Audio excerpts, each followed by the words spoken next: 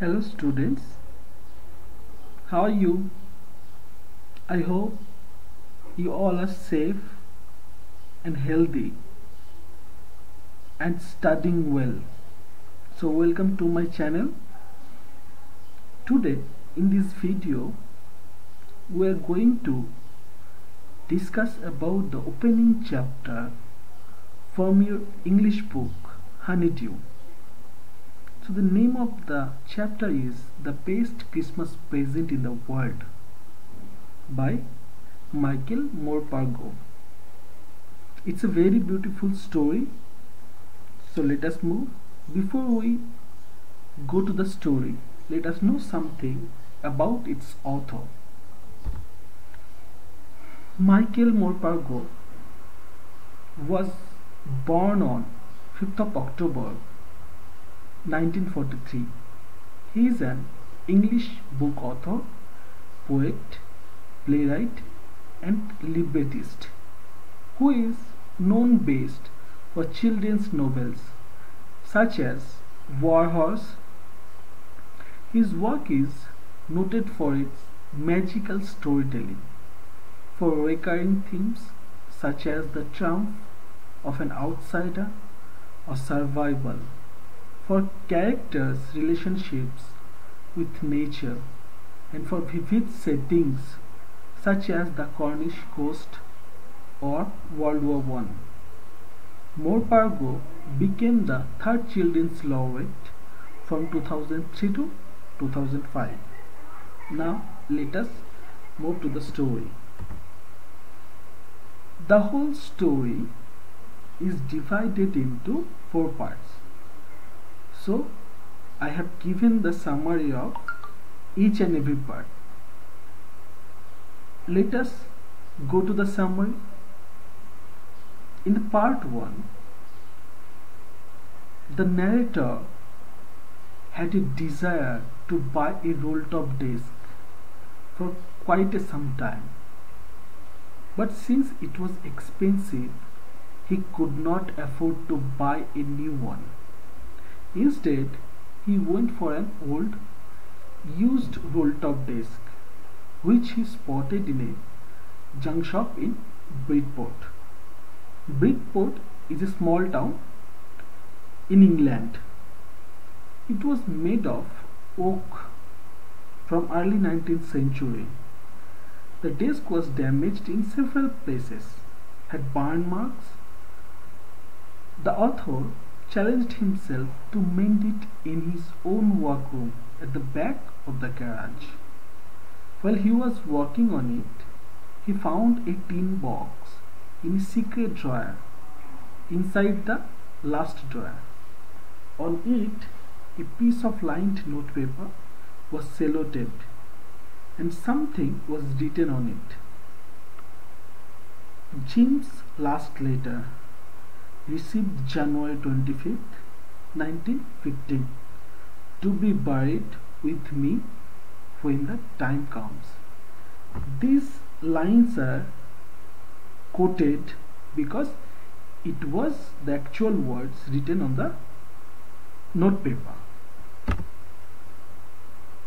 The narrator knew it was wrong to open the box.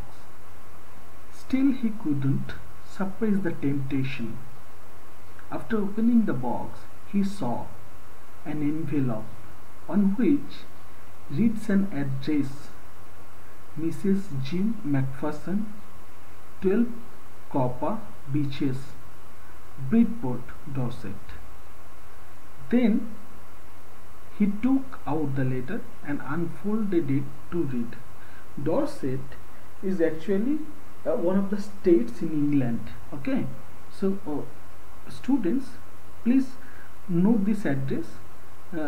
This type of question may be framed in the examination. Okay, now let's move to the part 2. The letter was written in pencil and date mentioned on it was December 26, 1914. 1914 is the year when the First World War broke out.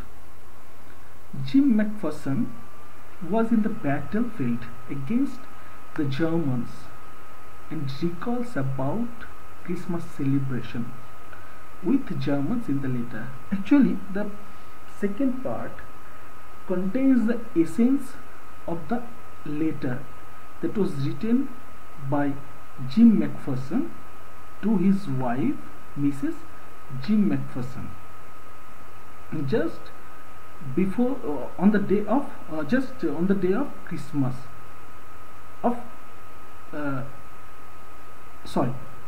just one day after the Christmas, on 26th December 1914. On Christmas morning, he describes how on the battlefront he experienced something unexpected.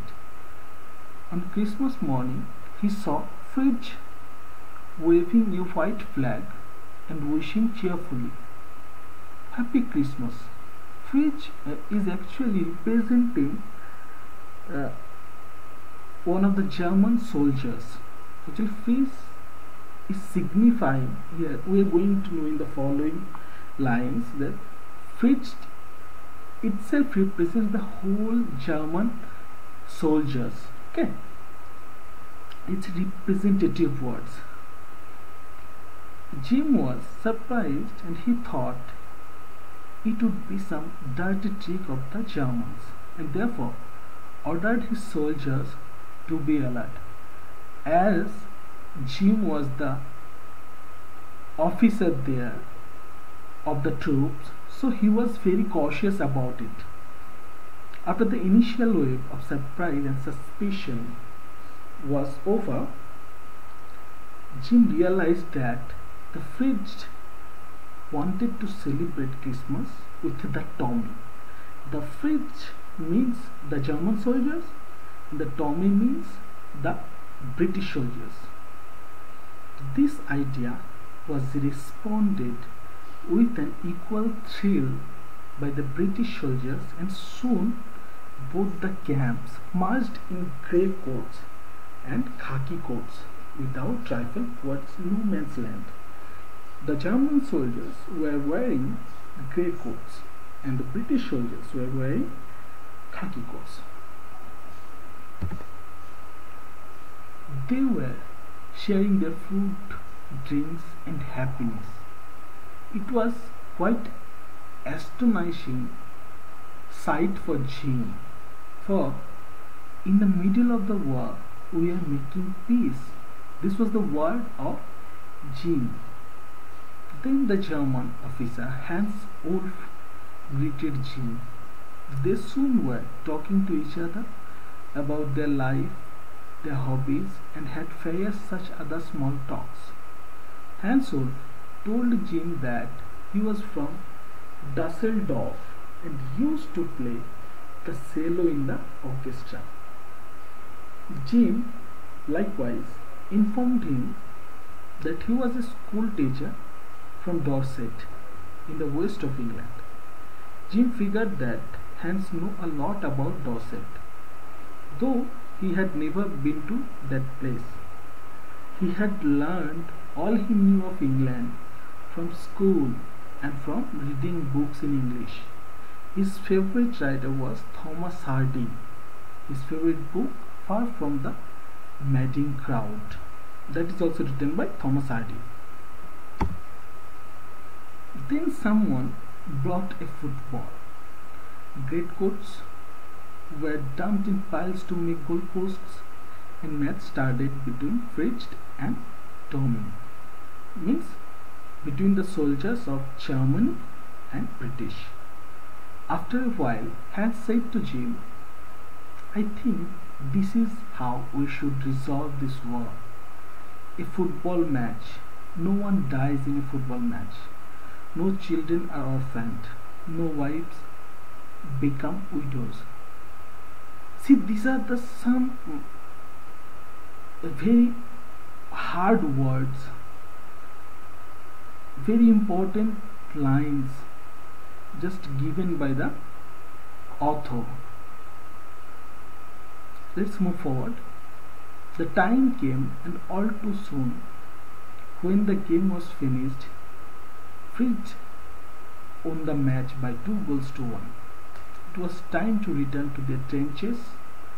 Their hands again said every soldier on the both sides wants to return to their family, to their dear ones. Both the camps spent the whole night singing carol. Dearest Connie, this is the concluding part of the letter of the part 2 that said by G to his wife. Dearest Connie. Connie may be the nickname of Mrs. Macpherson. By Christmas next year, this war will be nothing but a distant and terrible memory. I know from all that happened today how much both armies long for peace. We shall be together again soon. I am sure of it. So here G making a promise to his wife that by next Christmas, because due to his presence in the battlefield, he is unable to spend the Christmas holidays with his wife due to the war.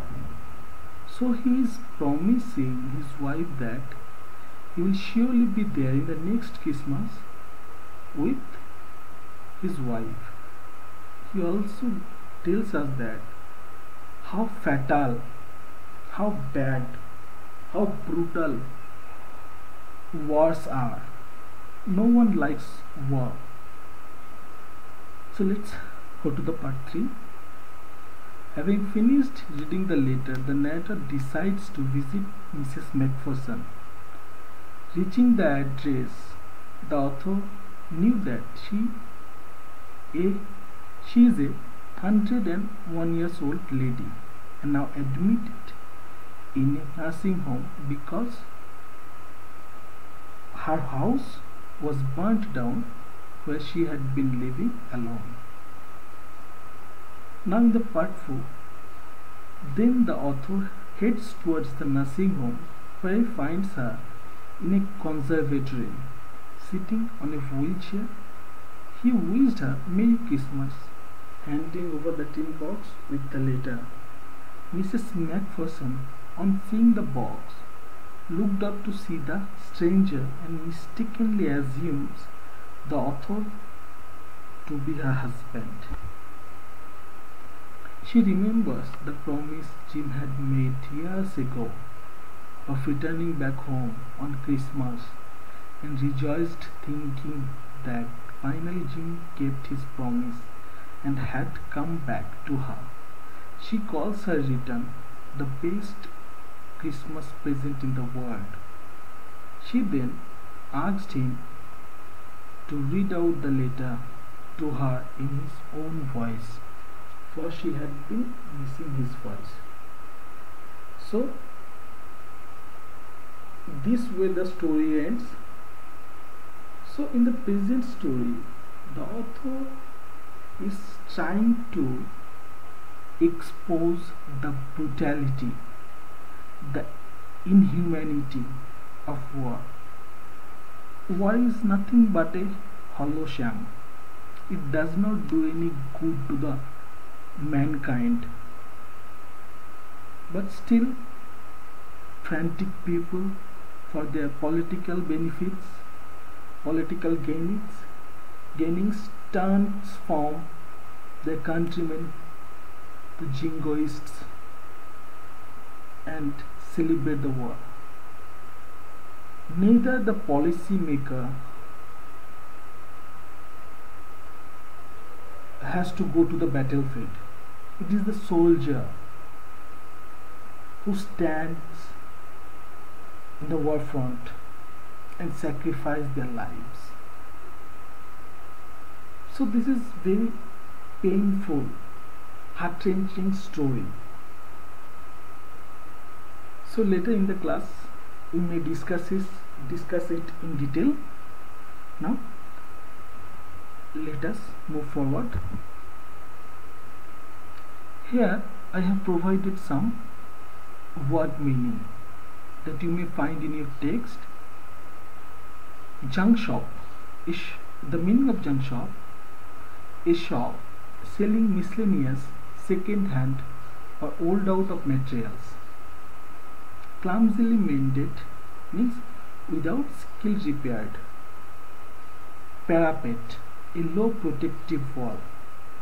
Stamping means pressing with your foot. Mingling means mixing. Drifting back. Drifting back, I forgot to write it here. Drifting back means going back. Rousing means stimulating. Matron means nurse. Here in the text, while you will be reading the text, you will get these names: Bathsheba, Gabriel Locke, and Sergeant. Okay, Sergeant Troy. So Bathsheba is actually one of the characters from the book Far From the Madding Crowd. Bathsheba Everdeen. She is the heroine of that novel. Gabriel Locke. Shepherd Gabriel Locke is the hero of the novel Far From the Madding Crowd. And Sergeant Troy. Sergeant Francis Troy, the villain of Far From the Madding Crowd. Now here I have set some questions for your home assignment. Question number 1. Why did the narrator buy an old desk? How was the condition of the desk? Question 2. Question 3. Write the character sketch of Jim McPherson and Hansel. Question 4. Write the name of the English author and book mentioned in the text. Question 5. Here is a sentence inside the quotation. I think this is how we should resolve the work. So you have to identify who is the speaker of the said sentence. What is he suggesting to resolve the war? Question 6. Describe the Christmas celebration in the battlefront. Question 7. What do you think is the best Christmas present in the world in reference to your text? Question 8. In the middle of the war, we were making peace. This is the line inside the quotation. You have to write the significance of the line. Significance of the line means what do you understand? What do you make out of this sentence? Okay? So I hope you have enjoyed the video. In the next video, I will again come with another topic from your book. Till then, stay home, and keep studying. And thank you for watching. Okay, bye.